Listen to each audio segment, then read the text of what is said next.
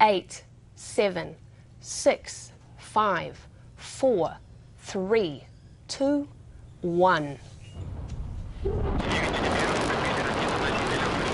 Ignition starts. We have liftoff of an ILS Proton rocket from pad 39 at the Baikonur Cosmodrome in Kazakhstan with the SES-6 satellite on board.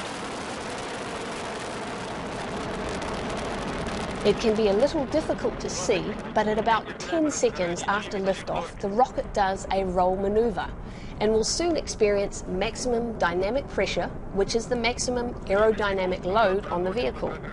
For Proton, it corresponds to about Mach 1.6 and occurs at 1 minute, 2 seconds after liftoff.